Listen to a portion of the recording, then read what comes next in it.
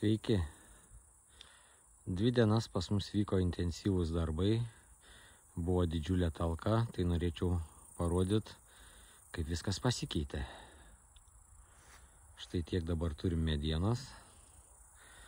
Ir atrūšiavome labai daug šiukšlių. Metalas, statybinės nuolaužos ir stambiagabaričiai. Jeigu atsimenate ir matėt mano video apie garažą, tai parodysiu, kaip jis atrodo dabar. Čia dar nieko nejudinom, medžiai dar nevalyti ir einam į garažą. Garaže stovi nauja tačka. Garažas šiaip primena vaizdus iš Pripetės miestelio netoli Černobilio. O, čia kas, kraujas? Ne, čia turbūt dažai. Rasti reikia kampą, iš kur geriausiai viskas matos. Svarbiausia, nauja tačka priparkuota. Bet turbūt ateityje čia ir gausis kažkokia tai pastogė susistatyti automobiliams ar kažkam panašaus. Nes liks pamatas nuo ūkinio pastato amžinai matilsi. Einam toliau. Namas dar nepasikeitęs, dabar laukiam žinių iš stogdengių. Čia šiek tiek visokių daiktų pamėtyta. Bet šiaip širdžiai vaizdas jau mielesnis negu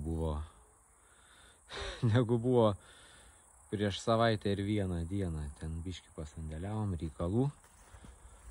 Voljeras,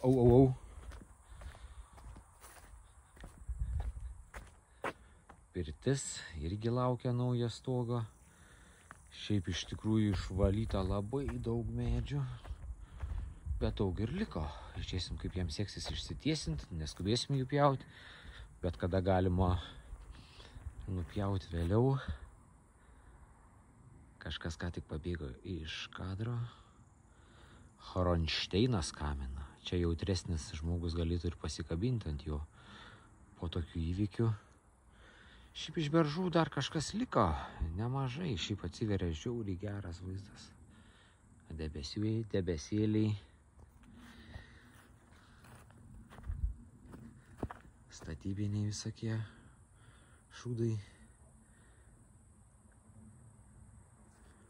Daugmaž viskas atrodo taip.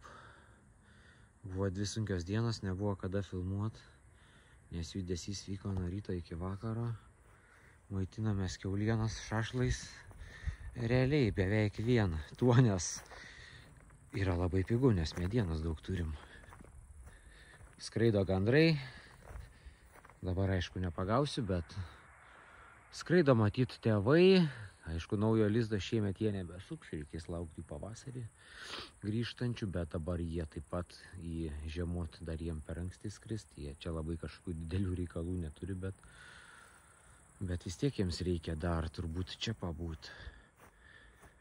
Laukia pastato griovimas ūkinio, tai čia šiaip turėtų būti įdomu, nes turėtų dirbti rimtesnė technika.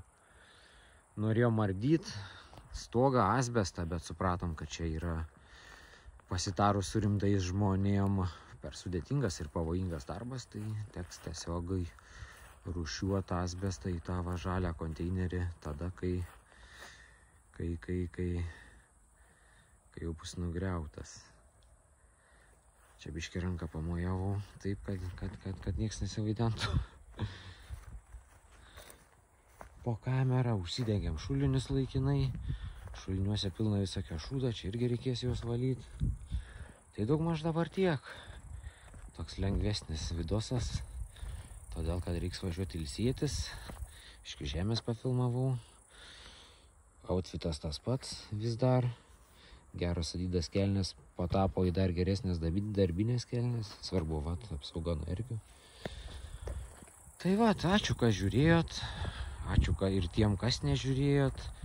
Bet didžiausias ačiū visiems žmonėm, kurie čia buvo, ypač jaunimui, tikrai jauniems žmonėm, kurie vairavo traktorių, nešė šakas. Tai parodo, ką reiškia gimt, augt ir gyvent kaime. Tų 14-13 metų vairuoju traktorių, nešioju rąstus, nešioju šakas. Baltarengiam vietas čia visada yra, bet jie čia neišgyventa. Na bent jau taip ilgai. Ačiū dar kartą visiems ir susimatysim. Dėkui.